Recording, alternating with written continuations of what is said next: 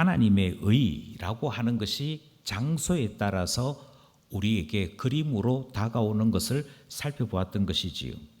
그리고 이 말씀을 통해서 하나님의 음성, 아담아 내가 어디에 있느냐 하시는 그 말씀의 본뜻이 위치를 물어보는 것이 아니라 우리 안에 하나님의 의를 향한 열망, 주님과 함께하는 거룩함이 있는지를 물으시는 주의 음성인 것을 확인할 수 있었습니다.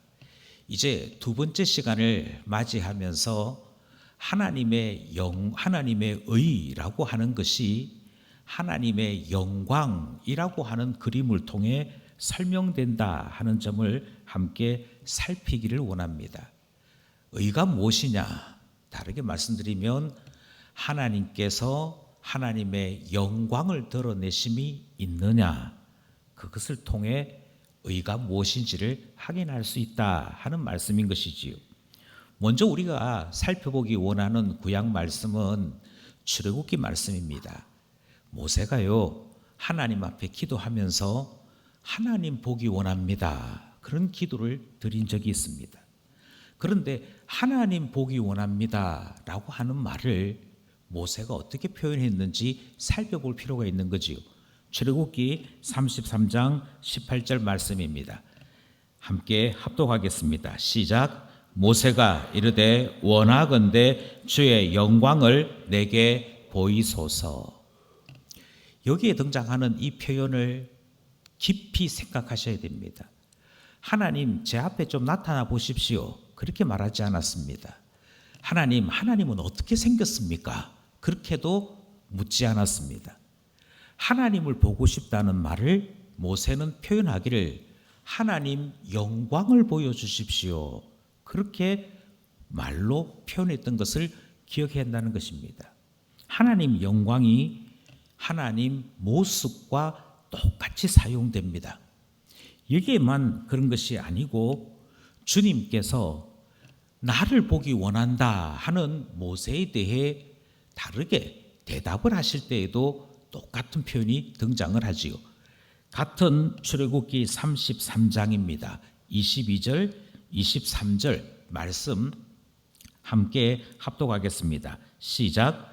내 영광이 지나갈 때에 내가 너를 반석 틈에 두고 내가 지나도록 내 손으로 너를 덮었다가 손을 거두리니 내가 내 등을 볼 것이요 얼굴은 보지 못하리라. 아멘. 하나님 보고 싶습니다 하는 말을 하나님 영광을 보여주십시오 라고 기도했던 모세가 있는가 하면 주님께서 그래 너에게 내 모습 보여주마 하시는 이 대답을 주님께서 너가 네 앞으로 내 영광이 지나가게 할 것인데 그때 그 영광이 지나가는 그 주님의 모습의 얼굴 이런 것은 볼 수 없고 바위 틈에 감추어 두었다가 뒷모습 그러니까 등을 보여주겠다라고 말씀하시는 응답 속에서도 주님은 계속 나의 모습, 나의 얼굴 이 표현 대신에 영광이라 그렇게 말씀하시는 것을 우리가 확인하게 되는 것이지요. 그러니 이렇게 생각하시면 됩니다. 하나님이 계신다, 하나님을 만났다라는 말은 하나님의 영광을 보았다라는 말과 똑같은 것입니다. 하나님의 영광이 있다는 말은 하나님이 임재하신다 하는 말과도 같은 것입니다. 그러니 하나님 앞에 이른다, 하나님의 의에 이르지 못했다라는 표현에서도 하나님의 영광에 이르지 못했다 하는 말을 같은 표현으로 볼 수 있더라 하는 것입니다. 이것이 왜 그렇게 중요하냐면 구약 성경 전체가 하나님의 영광을 보았느냐 보지 못했느냐에 따라 신앙이 있느냐 없느냐를 표시하기 때문입니다. 우리가 잘 아는 대로 하나님의 영광이 에덴 동산에 있었습니다. 하나님께서 에덴 동산을 거니셨고 하나님의 음성을 들을 수 있었습니다. 그러니 거기에 하나님의 영광이 있었지요. 그리고 그것은 하나님이 계심으로 말미암아 복된 곳이었습니다. 동일하게 하나님께서 모세에게 성막 만들라 그렇게 말씀하셨습니다. 그런데 그 성막이 지어지는 이유에 대해 우리 하나님 말씀하시기를 하나님의 집으로, 하나님의 거룩한 텐트로 성막을 만드는데 그 성막이 완성될 때, 그 성막이 이루어졌을 때 그곳에 하나님의 영광이 임한다라고 말씀하시는 것입니다. 열심히 성막을 지었습니다. 열심히 성막을 짓고 출애굽기가 끝날 때 그 완성된 성막이 드디어 모습을 드러내었습니다. 그때 성경이 무엇이라 말씀하는지를 우리는 들어야 합니다. 출애굽기 40장 34절 말씀입니다. 합독합니다. 시작. 구름이 회막에 덮이고 여호와의 영광이 성막에 충만하매. 성막 만들라 하신 하나님의 명령을 따라 성막 만들었더니 그 만들어진 성막으로 하나님의 영광이 임하는 것이 나타났습니다. 그리고 그 모습을 통해서 이스라엘 사람들은 하나님 살아계신 것을 알 수 있었고 그들이 만들었던 하나님의 텐트, 하나님의 집 성막은 거룩한 곳임을 배울 수 있었던 것입니다. 그러니 그들이 만든 성막은 잘 만든 것입니다. 하나님께서 받으셨고 거기에 하나님 영광을 보이셨기 때문인 것이지요. 그러면 잘한 것입니다. 하나님께서는 성막만 만들라고 하신 것이 아니고 성전도 만들라고 하셨습니다. 이 일을 솔로몬이 맡았습니다. 그리고 우리는 솔로몬이 만든 하나님의 집, 그 성전에 하나님의 영광이 임하는 것을 또한 확인할 수 있습니다. 성경 말씀 열왕기상 8장 11절 말씀입니다. 함께 합독하겠습니다. 시작. 제사장이 그 구름으로 말미암아 능히 서서 섬기지 못하였으니 이는 여호와의 영광이 여호와의 성전에 가득함이었더라. 여러분, 계속해서 우리가 살펴보는 것이 있습니다. 하나님께서 말씀하신 그대로 시행하면, 하나님께서 뜻하신 대로 이루어내면 거기에 하나님의 영광이 임하는 것을 우리가 보게 되는 것 아니겠습니까? 이처럼 하나님의 영광이 있을 때 그 일은 잘한 일입니다. 이와 같이 하나님의 영광이 나타났을 때 그곳은 거룩한 곳이 됩니다. 하나님께서 에덴 동산에 계셨고 성막에 계셨고 성전에 계셨는데 매우 특이한 곳에도 하나님의 영광이 나타난 적이 있습니다. 그것은 하나님의 영광이 바벨론에 나타났을 때입니다.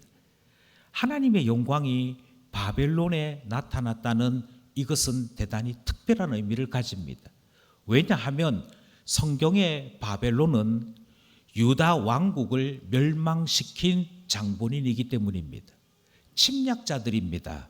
정복자들입니다. 사람을 죽인 살인자들입니다. 그런데 그 살인자들이 있던 그 나라 바벨론에 하나님께서 하나님의 영광을 보이신 것입니다. 하나님은 분명히 하나님의 나라인 이스라엘에 계셔야 되고 하나님께서 자기 거처로 삼으신 성전에 계셔야 되는데, 그래서 하나님의 영광을 보려면 성전으로 가야 하는데 매우 특이하게 에스겔 시대에 하나님은 하나님의 영광을 바벨론에 나타내신 것입니다. 성경 말씀 에스겔 1장 3절 말씀입니다. 함께 합독합시다. 시작. 갈대아 땅 그발 강가에서 여호와의 말씀이 부시의 아들 제사장 나 에스겔에게 특별히 임하고 여호와의 권능이 내 위에 있으니라. 아멘. 에스겔조차도 놀랐습니다. 에스겔은 포로로 끌려온 것입니다. 1차 포로로 끌려와서 아직 유다라고 하는 나라가 완전히 무너진 것 아니고 예루살렘 성전도 그대로 남겨져 있을 때입니다. 포로로 끌려왔지만 하나님께서 기적을 발휘하시면 그 바벨론 포로로 갔다가도 다시 돌아갈 수 있을 것이라는 희망을 가지고 있을 때입니다. 그래서 포로로 끌려온 모든 사람들은 예루살렘 소식이 너무도 궁금했습니다. 예루살렘이 다시 군대를 정비하고 예루살렘이 다시 왕을 중심으로 제대로 세워지는지 그것에 대한 관심이 지대하던 때였습니다. 제사장이기도 했던 에스겔이 그발강이라고 하는 곳에 나와서 예루살렘에 대해 궁금해하고 있을 때 하나님이 나타나신 겁니다. 예루살렘에 계셔야 되는데, 성전에 계셔야 되는데 그 하나님 영광이 에스겔 위에 나타났고 에스겔 눈에 보이는 매우 특별한 일이 있었던 것이지요. 에스겔은 아마도 하나님 앞에 질문했던 것 같습니다. 주님, 왜 이곳에 계십니까? 예루살렘 성에 계셔야 다시 이스라엘이 회복이 되고 그래도 바벨론과 맞서 싸울 수 있을 것 아닙니까? 그런데 이스라엘을 지키시는 하나님이 예루살렘이 아니라 성전이 아니라 제가 포로로 끌려온 바벨론에 계시면 어찌합니까? 라고 질문했던 것 같습니다. 하나님의 대답이 이렇습니다. 성전이 있기는 한데 그 성전에 바벨론 우상이 같이 있다. 성전이 있기는 한데 그 성전을 섬기는 제사장과 레위들이 타락하여서 그곳에서 우상 숭배한다. 그러므로 내가 예루살렘을 버리고 성전을 버리고 이제는 그곳에 있지 않는다라고 말씀하시므로 하나님께서 사랑하셨던 하나님의 자녀들이 있는 바벨론으로 하나님이 도리어 그곳으로 옮기시는 일이 있었더라 하는 것입니다. 여기서 우리는 중요한 한 가지 사실을 깨닫습니다. 하나님의 영광이 나와 함께합니다. 하나님의 영광이 성막과 함께합니다. 하나님의 영광이 성전과 함께합니다. 이것이 건물의 목적이기도 하고 인생의 목적이기도 합니다.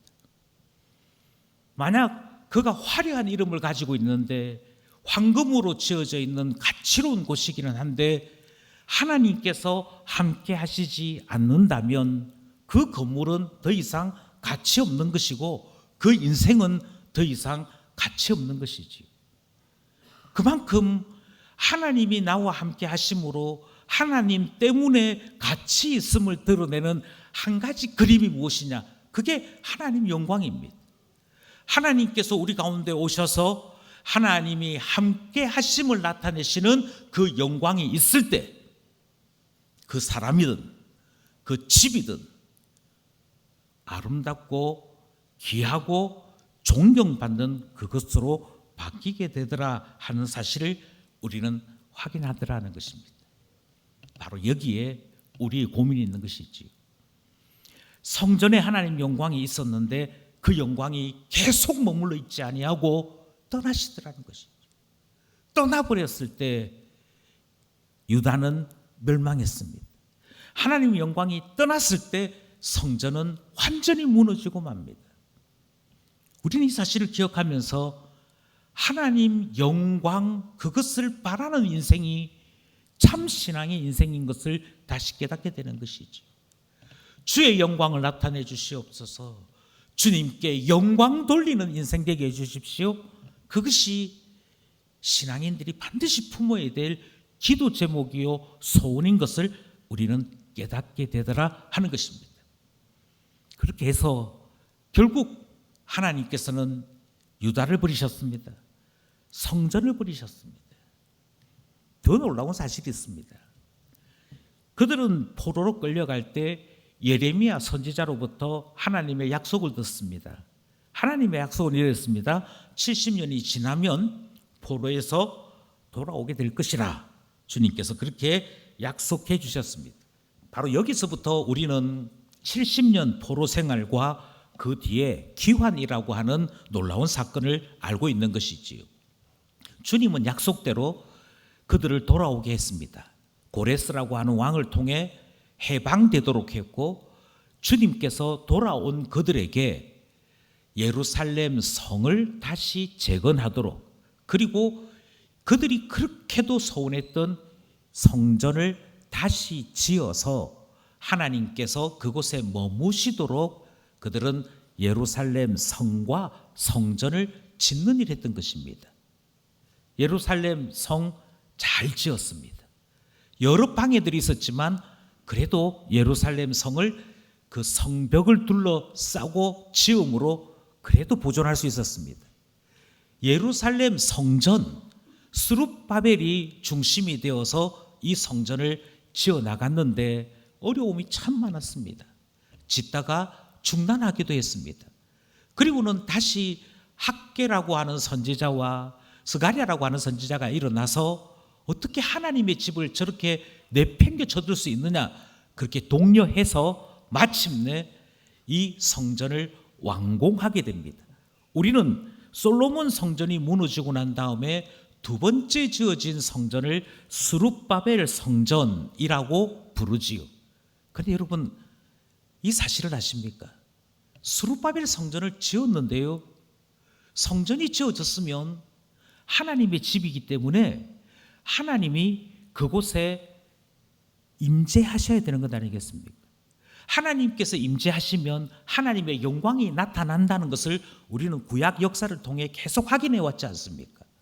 그런데 스룹바벨 성전에 하나님의 영광이 임한 적이 없었다는 것입니다.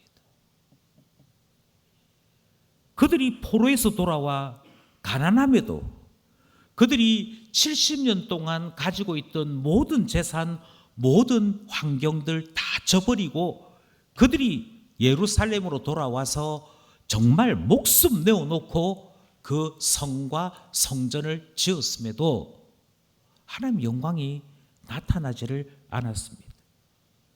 예루살렘 성전을 보았던 사람들이 울기도 했습니다.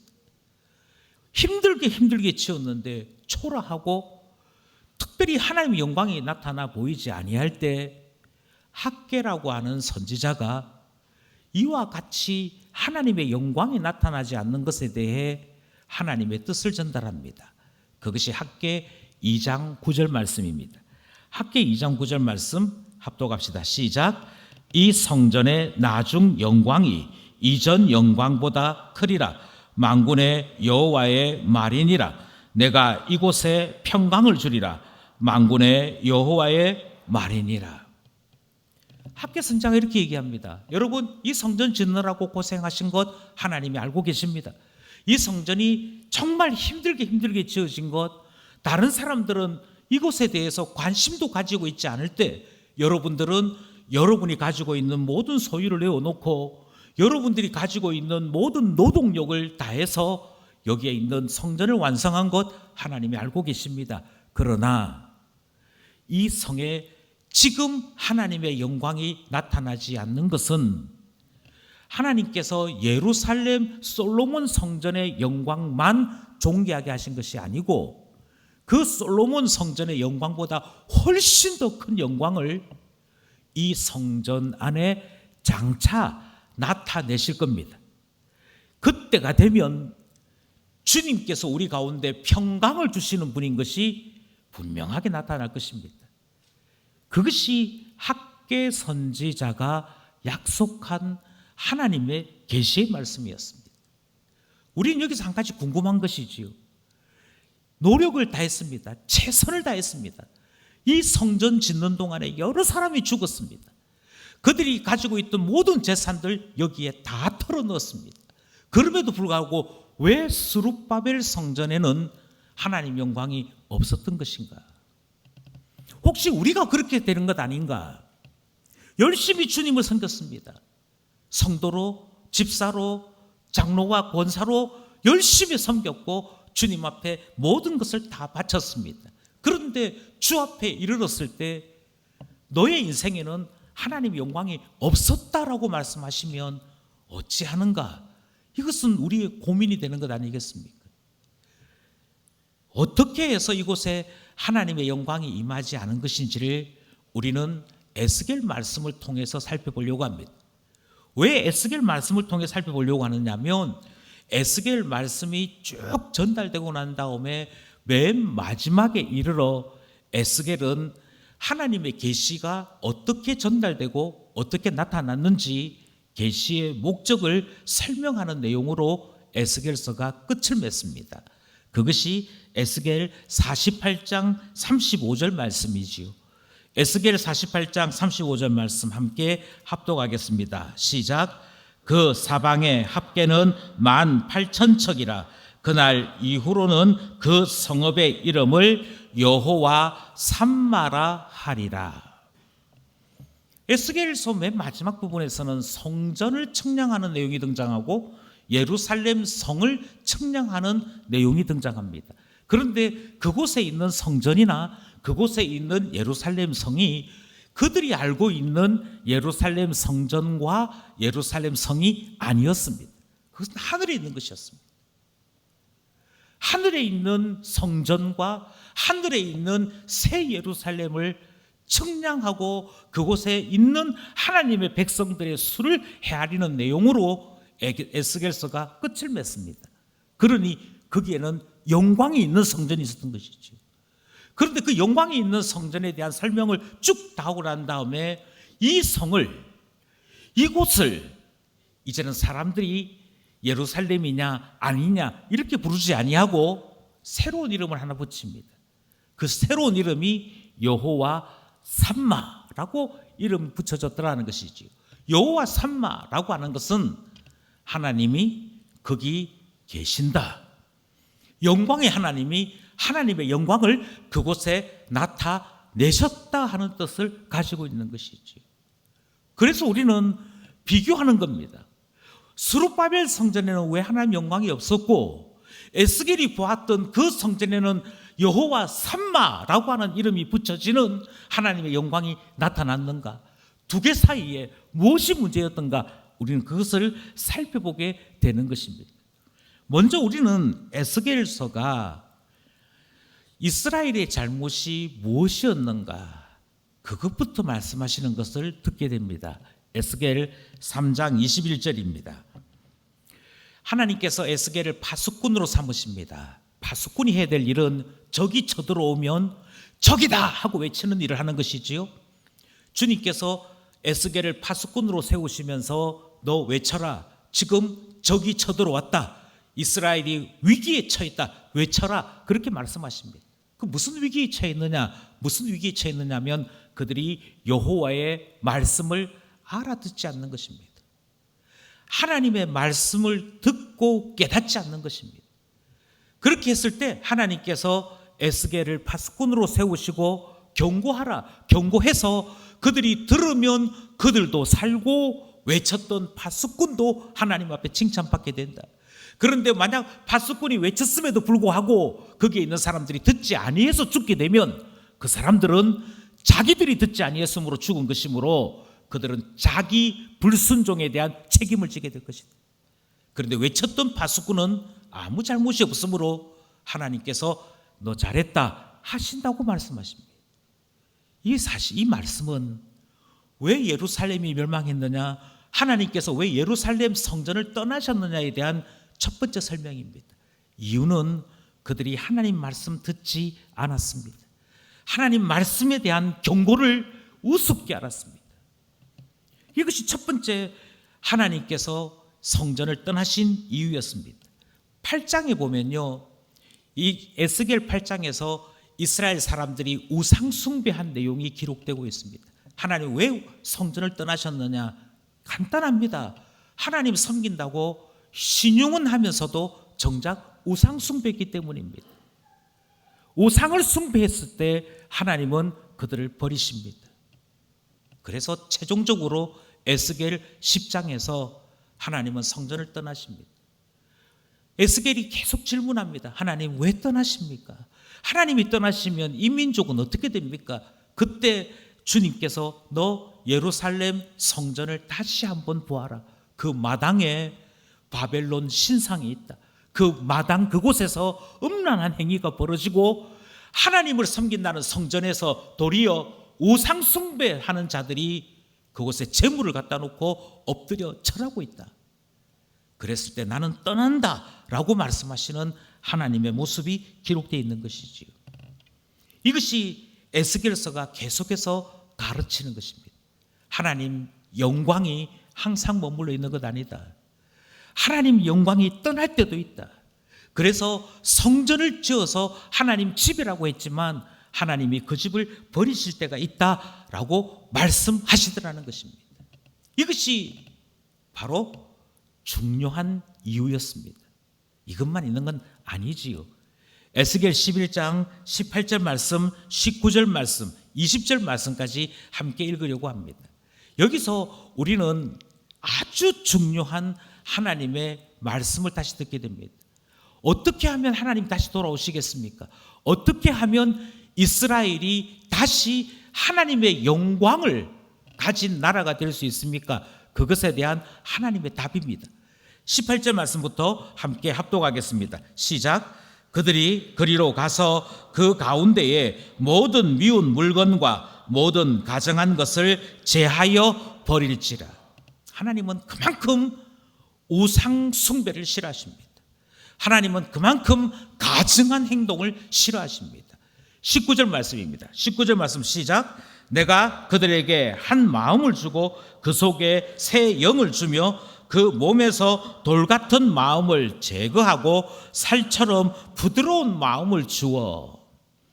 여기에 살처럼 부드러운 마음이란 하나님 말씀 들을 때 반항하지 아니하고 덤벼들지 아니하고 하나님 말씀을 그대로 받아들이는 말씀에 대한 태도를 이야기하는 것입니다.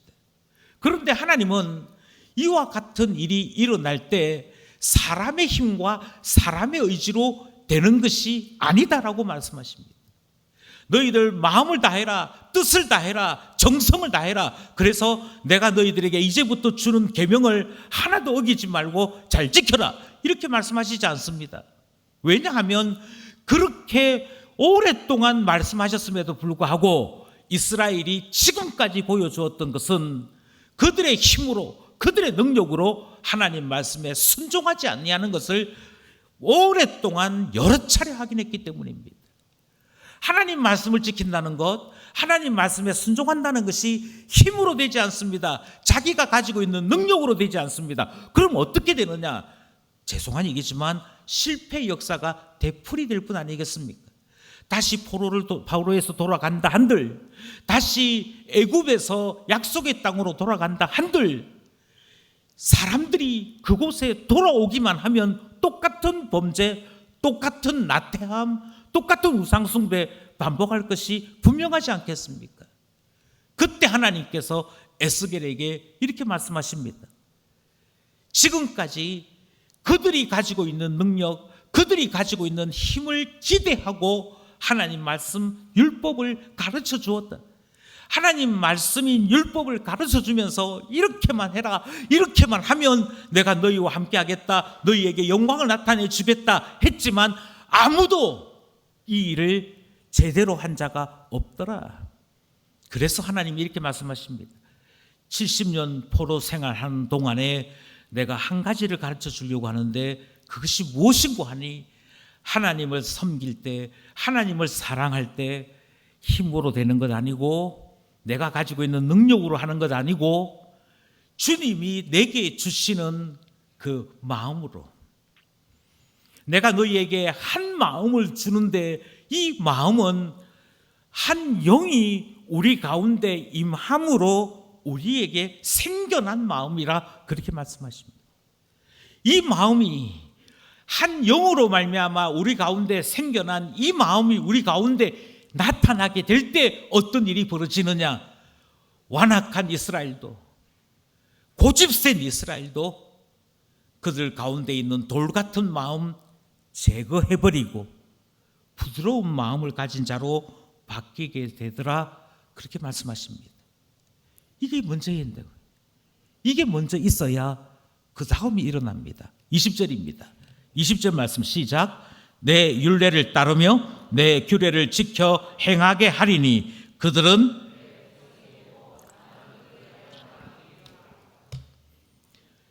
어떻게 해야 하나님이 임재하시는 참다운 하나님 백성 될 수 있느냐?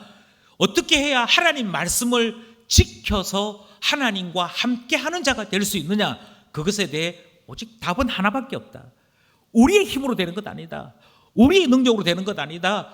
그 이전에 한 영으로 말미암아 우리 마음이 새로운 마음 되어질 때, 새로운 것으로 바뀌어질 때 그제서야 하나님 사람으로 살 수 있다 하시는 음성을 듣는 것이지요. 여러분, 이것이 바로 스룹바벨 성전 그것과 지금 에스겔이 보여주는 여호와가 거기 계신 성전의 차이입니다. 계속해서 조금만 더 살펴보려고 합니다. 우리가 들었던 에스겔 11장의 말씀이 에스겔서에는 몇 번 되풀이 됩니다. 그 중에서 36장에 있는 말씀을 다시 읽어보려고 합니다. 36장에 있는 말씀과 11장에 있는 말씀이 다른지 같은지 생각하시면서 한번 합독해 보시기 바랍니다. 먼저 24절입니다. 24절 시작. 내가 너희를 여러 나라 가운데에서 인도하여 내고 여러 민족 가운데에서 모아 데리고 고국 땅에 들어가서, 70년 포로에서 주님이 불러들이신다는 얘기죠. 25절입니다. 시작. 맑은 물을 너희에게 뿌려서 너희로 정결하게 하되 곧 너희 모든 더러운 것에서와 모든 우상 숭배에서 너희를 정결하게 할 것이며, 하나님께서 이스라엘을 버리신 것, 성전을 버리신 이유는 두 가지라고 말씀드렸는데 주님께서 돌아온 그들에게 이 두 가지 범죄에서 돌이키게 하겠다 하시는 말씀을 듣습니다. 어떻게 해요? 그게 26절입니다. 26절 말씀 시작. 또 새 영을 너희 속에 두고 새 마음을 너희에게 주되 너희 육신에서 굳은 마음을 제거하고 부드러운 마음을 줄 것이며. 앞에 있었던 11장 말씀 그대로 반복됩니다. 어떻게 해야 우리가 나쁜 생각 없앨 수 있을까요? 어떻게 해야 우리의 게으름이 고쳐질 수 있을까요? 어떻게 해야 우리가 믿는 척 하기만 하고 하나님 앞에 온전히 마음 들이지 못하는 이 이중적인 생활을 그칠 수 있을까요? 그것에 대해 하나님 말씀은 너희 안에 새 영이 임해야 된다. 새 영이 임해야 너희들 안에 있는 완악한 마음, 굳은 마음 없어진다 말씀하시는 것 똑같이 듣습니다. 27절입니다. 27절 시작. 또 내 영을 너희 속에 두어 너희로 내 율례를 행하게 하리니 너희가 내 규례를 지켜 행할지라. 하나님 말씀 듣고 지키는 일도 새 영이 임하여 그 은혜가 있을 때 가능하다라고 하는 말씀 듣습니다. 마지막 28절입니다. 28절 시작. 내가 너희 조상에게 준 땅에서 너희가 거주하면서 내 백성이 되고 나는 너희 하나님이 되리라. 아멘. 똑같습니다. 반복합니다. 강조합니다. 표현을 조금 달리할 뿐입니다. 그런데 해결할 수 있는 원칙은 똑같습니다.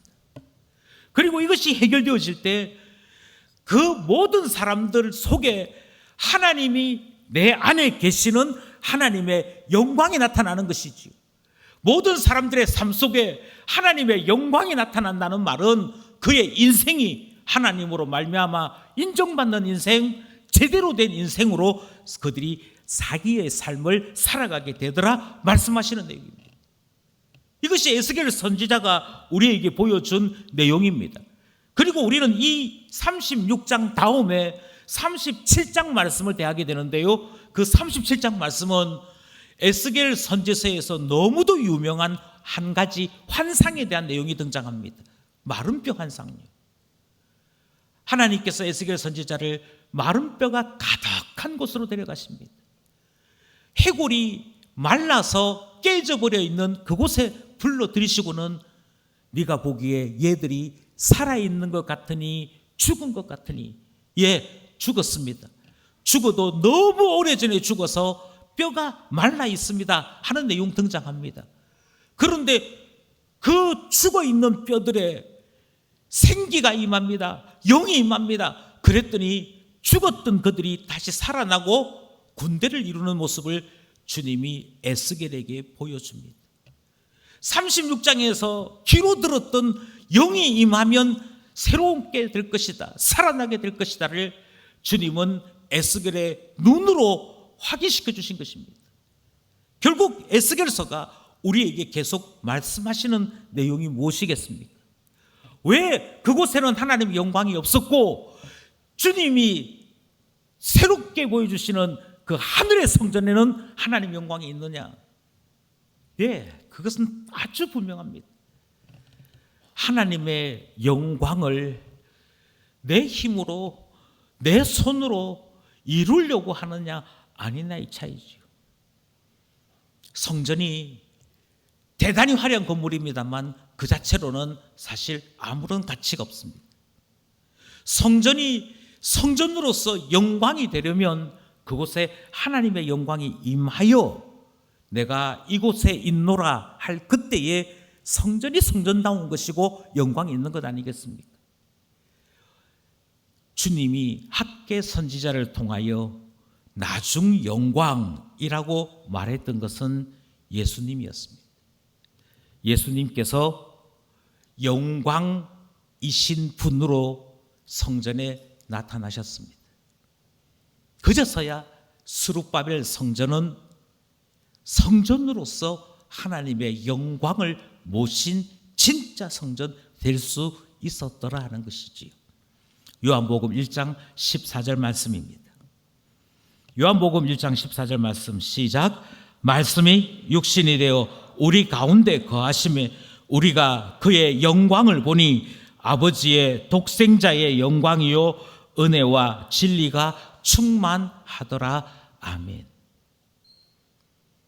그렇게도 바라던 영광, 그 영광의 실체 예수님이셨습니다. 그리고 예수님께서 성전에 머물러 계실 때 너가 왜 여기 있느냐 하는 요셉과 마리아의 질문에 대답하시기를 이곳이 내 집이다. 여기가 내 아버지 집이다.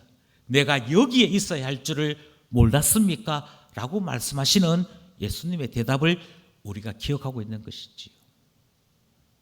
이제 저는 하나님의 영광에 대한 이야기를 끝을 맺으려고 합니다.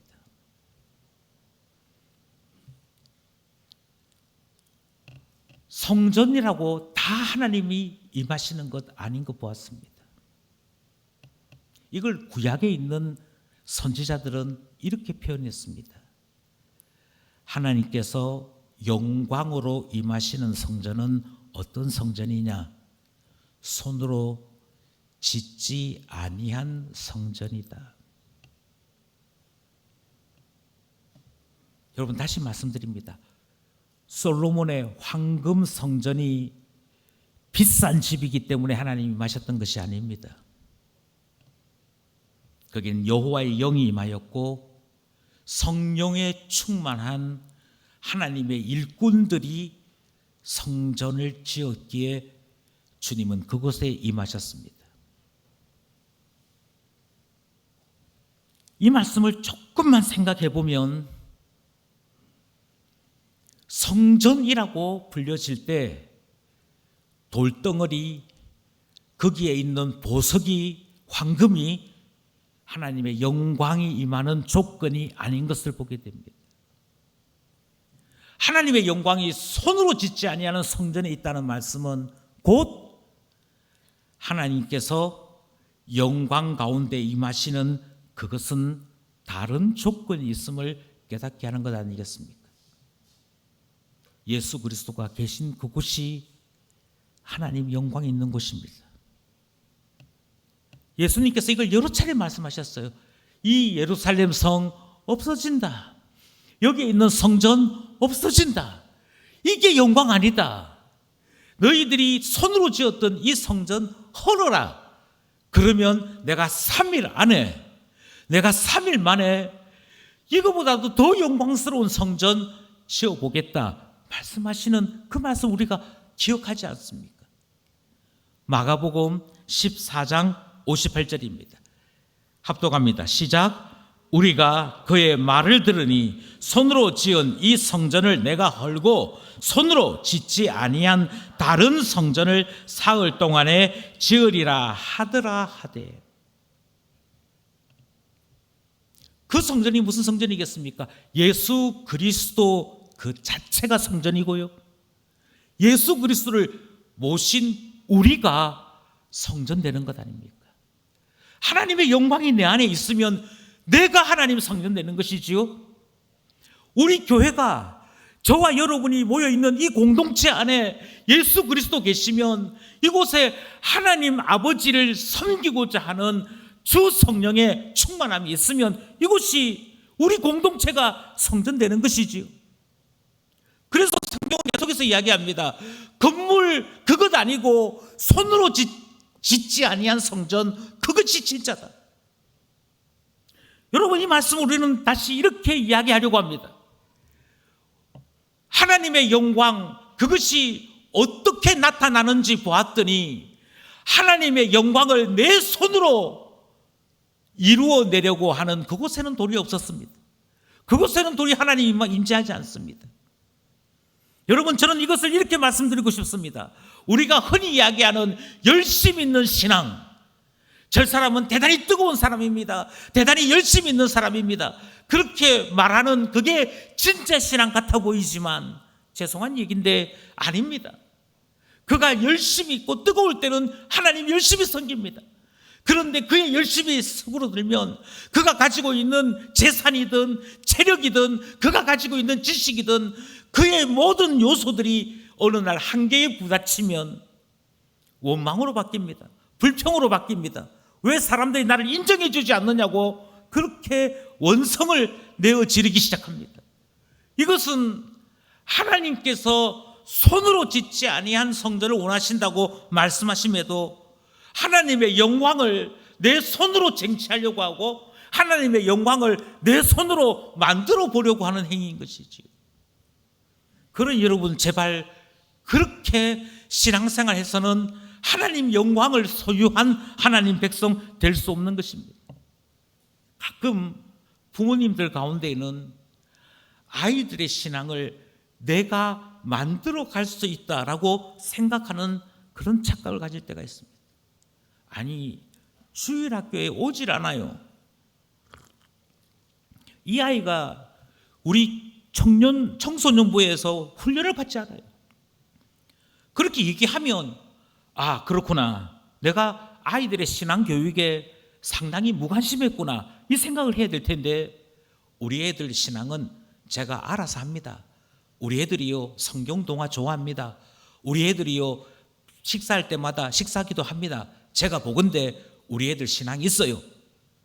부모가 판단하고 자기가 우리 아이들 신앙 하나만큼은 얼마든지 지도 양육할 수 있다고 생각합니다. 과연 그럴까요? 과연 그렇게 해서 부모 손으로 신앙이 만들어질까요? 너 교회 왜 다녔니? 물어보면 예, 제가 교회, 아버지 어머니 교회 갈 때 따라가야 우리 집안이 평안하기 때문에 그냥 엄마 아빠 따라가는 겁니다. 엄마 아빠 따라가 주는 것이지 제가 하나님을 사랑하거나 예수님을 알아서 가는 게 아닙니다. 아이들이 그렇게 얘기하는 것을 정작 부모만 몰라요. 너 요즘 교회 열심히 다니더라, 용돈 올려줄게, 그래서 교회 오는 것을 부모만 모른다니까요. 왜 이것을 모르고 있느냐 하면 어느샌가 우리 마음속에 내 아이는 내가 알아서 할 수 있다는 이상한 교만이 있습니다. 신앙을 내가 얼마든지 가르쳐 줄 수도 있고 이끌어 줄 수도 있고 땡겨올 수도 있다라고 하는, 내 손으로 성전을 지어보겠다라고 하는 희한한 생각들이 있습니다. 그런데요, 그렇게 해서 신앙이다, 성전이다 지어서 거기에 하나님 영광 임할 것 같이 기다리고 있습니다만 죄송한 얘기지만 아닙니다. 손으로 지은 곳에는 하나님 영광 임하지 않습니다. 아니 목사님, 그럼 어떻게 해야 된단 말입니까? 예, 내가 짓는 것 아니고 우리 주 예수 그리스도가 지으시고 주 예수 그리스도가 보내신 한 영, 곧 성령님이 우리를 신앙인으로 바꿔놓으시고 신앙인 되도록 하시는 분이라고 한다면 내가 하겠다는 것이 아니라 하나님 제발 우리에게 또는 우리 자녀에게 하나님 영광을 좀 나타내 주십시오. 하나님의 영광을 볼 수 있도록 저희 가운데 역사해 주십시오 하는 신앙 되어야 되는 것 아니겠습니까? 열심 있는 신앙이 아니라 간절한 신앙요. 하나님 앞에 두려움으로, 하나님 앞에 간절함으로 주님을 찾는 그 신앙이 진짜 신앙 아니겠습니까? 주님, 이는 능으로 안 됩니다. 힘으로 안 됩니다. 우리가 가지고 있는 것으로는 안 됩니다. 그런데 오직 주님만이 이 모든 것을 이루시는 분이십니다. 오직 주님만이 우리 인생의 영광을 비춰주시는 분이고 우리의 삶을 아름답게 만드시는 우리의 지도자이십니다. 우리의 주권자이십니다. 이걸 정말 믿는다면 하루하루를 살면서 주여 오늘도 인도해 주십시오. 오늘도 성령을 내려주셔서 성령으로 충만함을 베풀어 주셔서 내 마음에 들어온 것 제하여 주시고 주님을 섬기는 참 제자로 살아갈 수 있도록 해 주십시오. 해야 되는 것 아니겠습니까? 그러니 주님의 영광을 보는 신앙은 주님을 인정하고 주님을 믿으며 주님 앞에 간절함으로 나가는 신앙입니다. 주님 앞에 모든 것을 내어놓고 주의 역사를 갈망하는 신앙, 그것이 하나님의 영광을 보는 신앙 되는 것이지요. 그러므로 이렇게 우리 마음속에 결심되었으면 좋겠습니다. 너 앞으로 신앙생활 어떻게 할래? 누가 이렇게 물을 때, 예, 주님, 제 생각, 제 결심마저도 성령께서 만들어 주시기를 원합니다. 성령께서 저희의 뜨거움이 되어 주시기를 원합니다. 성령님이 가자 하면 가는 신앙, 성령님께서 우리에게 비전을 주시고 사명을 주시면 그것이 내 인생을 통하여 이루어내야 될 일인 줄 알고 주님 앞에, 주님 제가 무엇하기 원하십니까? 제가 어떻게 살기를 원하십니까? 그렇게 물으며 주님 앞에 응답을 받으며 살아가겠다 결심하는 그 사람에게 주님은 영광 나타내시는 줄 믿습니다. 그리고 모든 기쁜 가족들이 이 영광을 체험하는 하나님의 영광, 그것을 모든 삶 속에 가득 채우는 은혜 있기를 원하는 것입니다. 하나님 영광이 나타나 아름다운 성도로 하나님께 영광 돌려드리는 우리 모두 될 수 있기를 간절히 소원합니다. 기도드리겠습니다.